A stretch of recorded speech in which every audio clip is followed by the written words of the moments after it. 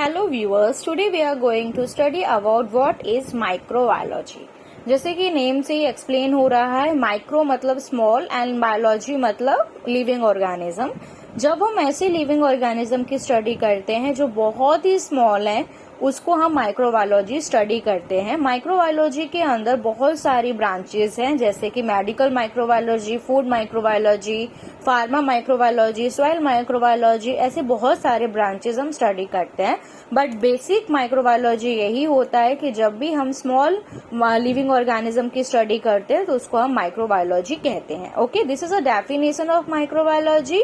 Microbiology is a branch of science which deal with the propagations, isolation and identifications of microorganism, or it is a science which deal with the study of living organism not directly visible by naked eyes but only by the microscope। ये एक important है, अगर 5 number का या फिर 3 number का आपका आता है क्वेश्चन पूछा जाता है what is microbiology and list some numbers of scientist, तो आप ये सब लिख सकते हैं। एंटोन वॉन ल्यूवेनहॉक को हम फादर ऑफ बैक्टीरियोलॉजी कहते हैं। बैक्टीरियोलॉजी मतलब स्टडी ऑफ बैक्टीरिया। अब माइक्रोबायोलॉजी में इम्पोर्टेंट ही बैक्टीरिया, फंगस, वायरस, एल्गी, ये प्रोटिस्टा या प्रोटोजोआ या प्रोटिस्टा इसको बोलते हैं। माइक्रो ऑर्गेनिज्म मतलब ऐसे ऑर्गेनिजम्स जो बहुत छोटे, उसको माइक्रो ऑर्गेनिज्म कहते हैं, और इन माइक्रो ऑर्गेनिज्म की स्टडी को माइक्रोबायोलॉजी कहते हैं। इसके अंदर ये 5 ऐसे माइक्रो ऑर्गेनिज्म है जिनकी स्टडी होती है माइक्रोबायोलॉजी के अंदर। तो एंटोन वॉन ल्यूवेनहॉक वो साइंटिस्ट थे जिन्होंने बैक्टीरिया की स्टडी करी थी।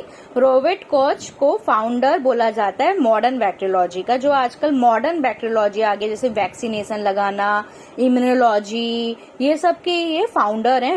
फाउंडर थे रॉबर्ट कॉच। लुइस पास्चर ये माइक्रोबायोलॉजी के फादर है।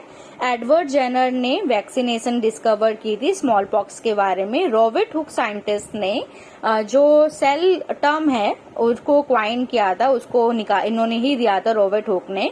फ्रांसिस्को रेडी जो साइंटिस्ट है, उन्होंने सबसे पहले स्पॉन्टेनियस जनरेशंस, तो मतलब जब ये नहीं पता था कि लिविंग ऑर्गेनिज्म कैसे आए, कैसे उनका हुआ, तो ये स्पॉन्टेनियस जनरेशंस में ये बताया था फ्रांसिस्को रेडी ने कि ऐसे मीट के अंदर फ्लाइज के एग ले करते जिससे लिविंग ऑर्गेनिज्म जनरेट हुआ है, या फिर जो इनऑर्गेनिक मैटर्स हैं उनसे dead and decaying organic matter से लिविंग ऑर्गेनिज्म आ गया, जो कि लास्ट में लुइस पास्चर ने डिक्लेयर कर दिया था कि स्पॉन्टेनियस जनरेशन नहीं है, कोई भी living organism pre exiting living organism से ही आता है।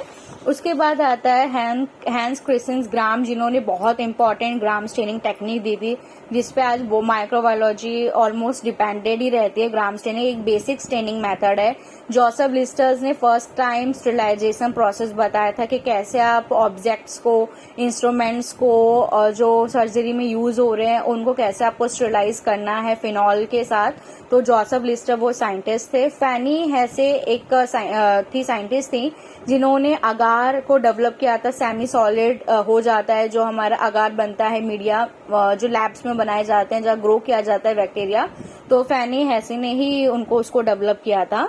मार्टिनस वेजरेंका ये सॉइल माइक्रोबायोलॉजी के बहुत इंपॉर्टेंट साइंटिस्ट हैं। दोनों ही, मार्टिनस वेजरेंका और सेर्गी विनेगार्ड्सका, ये दोनों ही बहुत इंपॉर्टेंट हैं। सॉइल माइक्रोबायोलॉजी इन्हीं के आसपास ही घूमती है।